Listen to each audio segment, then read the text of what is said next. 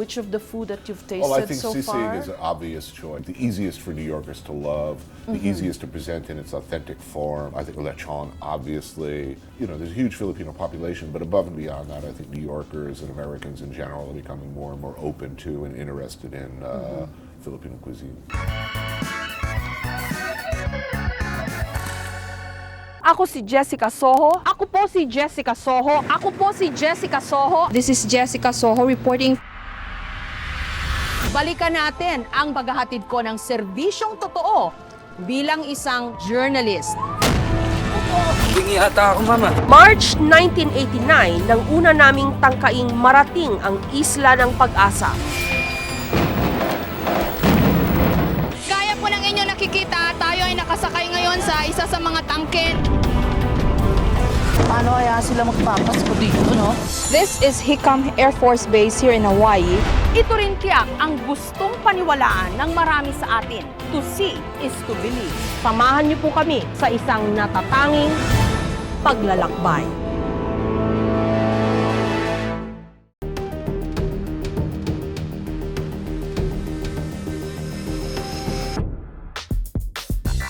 Hindi na talaga matatawaran ang popularidad ng street food. Hindi lang dito sa Pilipinas, kundi sa buong mundo. Legal na ito. May sarili pa ngang World Food Congress na dinaluhan ng sikat na chef at food and travel writer and host, ang idolo ng marami na si Anthony Bourdain. Sa mga gustong mag-food trip around the world, hindi na kailangan pang bumiyahe. Dahil sa pangalawang pagkakataon, matitikman ang mga sikat na street food ng iba't ibang mga bansa dito lang sa Pasay. Mula Malaysia, USA, India at iba pa. Ito ang ikalawang pagkakataon na ginaganap dito sa Pilipinas ang World Street Food Congress. Layunin nito na ipromote ang street food para hindi makalimutan ng mga susunod na henerasyon. Pati na rin syempre ang mga lutong Pinoy na ginawa ng kakaibang timpla. Merong Bicol Express Risotto, pinangat burger at sisig paella. Pinagsama yung paella at saka yung sisig, chef. Para ka na rin may kanin, di ba? Yeah, it's a meal in itself, and they come up with this food. Wala akong masabi, chef. You always hit it right. Si Chef Tibong ng Iloilo. Narito rin ang suki nating Ilonggo chef na si Chef Tibong. Siyempre, meron siyang batchoy. Para na rin tayo nasa palengke, chef, ng Iloilo. Tapas. Yes, and the pasta. This is Malaysian. So kung yung palitaw natin, malagkit o kanin, sa kanila, pansit. Taiwanese food at isa sa mga pinakapopular na street food sa Taiwan, yung oyster omelette. This is like a meal in itself, ha? So ito naman, Indian. It's delicious. It's India in my mouth. Ang nagdala ng World Street Food Congress dito sa Pilipinas, ang Culinary Ambassador na si KF Sito ng Singapore, na sa malamang malayo ko palang kamag-anak.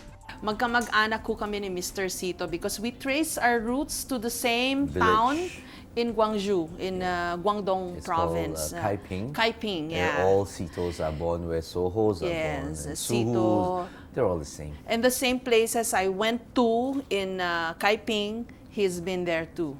So we Exactly. should go back together. We look alike. But why the Philippines again for your food congress? Because it's an open, white, green field, white paper for us to, or plain canvas for us to draw on, to create so many things, put so many ideas that we have. Unlike other countries that already has an established street food culture, you have the product, you just need the infrastructure. Na-meet ko na siya dati, taong 2014, nung sabay na pinarangalan ang aming mga programa sa Peabody Awards sa New York, sa Amerika. If I may ask for an autograph. Of course. Tamang-tama ang selfie ko sa kanya. Papapirmahan ko. Which of the food that you've tasted Oh, I think so sisig far? is an obvious choice. The easiest for New Yorkers to love, the easiest to present in its authentic form. I think lechon, obviously. You know, there's a huge Filipino population, but above and beyond that, I think New Yorkers and Americans in general are becoming more and more open to and interested in Filipino cuisine. Ngayon naman, ang susunod niyang proyekto, isang international food market sa New York na tatawaging The Bourdain Market. Can you tell us how you stumbled on the idea? I was approached by some people interested in doing something like a market, food hall, food court, which did not interest me at all. I saw it as an opportunity to do something like the hawker centers that I love, to really bring street food and the flavors of so many of the places I've been around the world to New York. I thought this was long overdue, and I saw an opportunity to do that. Mr. Bourdain, I apologize for the political undertones of this question, but in a world where over a tenth of the people are going hungry, and yet here you are talking and writing about food, do you even think about that irony? Those are the cultures and cuisines that I try to celebrate the most in my work, but I'm always very aware of that dissonance. I'm not really making a show about food anymore. Well, it's about not who eats, it's about who cooks and why they cook the things they cook and in what kind of an environment they do. There's nothing more political than food. Who eats and who doesn't eat. Why do we eat the things we eat? Why do we cook the way we cook? What's next for you? I'm just satisfying my curiosity. Is it fun? Or am I working with people I enjoy working with? That's really my only motivator. Mr. Bourdain, thank you very much. Thank you. Thank you.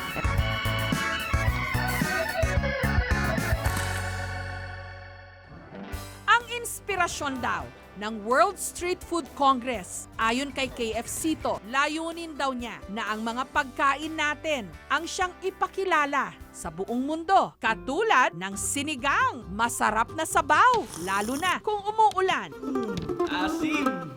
Pero sa kainang ito sa Pasig, ang kanilang sinigang, walang sabaw. Ang asim ng sinigang, nanunuot sa gravy. It started when my partners wanted to open a Filipino restaurant. Inisip namin kung normal na Filipino dishes lang ang gagawin namin, walang chance of return guests. What would make us special? We created the menu na dapat kakaiba siya. So, hihit lang natin yung ating skillet. Lagyan natin yung pinakuloang sinigang na short ribs.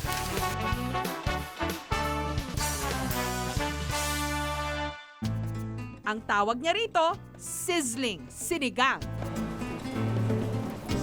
Maasim-asim siya. Tapos, actually, first time ko to makain. Sarap naman siya. Ang lechon naman, kung hindi pa sasapat ang taglay nitong kolesterol, pwedeng palamanan ng sausage, patatas, at bacon. Ito naman ang handog ng restaurant na ito sa New Manila, Quezon City. Ang tawag dito, carnivore lechon. Order kayo? Lechonan daw talaga ang negosyo ng pamilya ni Leonard. Kaya kabisadong-kabisado niya kung paano ito ihanda. Ngayon kasi I'm the third generation lechonero dito sa amin. Yung lolo ko, they started it since 1947, right after the war. Galing silang province, tapos pumunta sila sa San Juan. Yung lola ko dati nagtitinda sa palengke, hanggat doon na nag-grow. Kailangan ng baboy para mas malasa, native. Simulan po natin sa mga pampalasa. Okay, next naman, 3 kinds of sausages. Kielbasa, Hungarian, tsaka chorizo. Isusunod naman natin yung garlic potatoes. Ito naman pre-cook na ng konti. Yan, lalagyan lang natin ng konting foil para wag masyadong tumulo yung mga juices niya.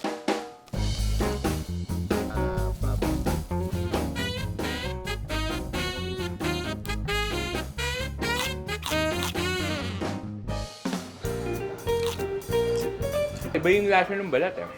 Super lutong, tapos may flavor siya na kakaiba.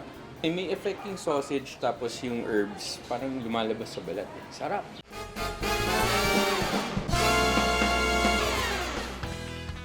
Nakasanayan na nating adobo. Paano pa kaya bibigyan ng bagong bihis?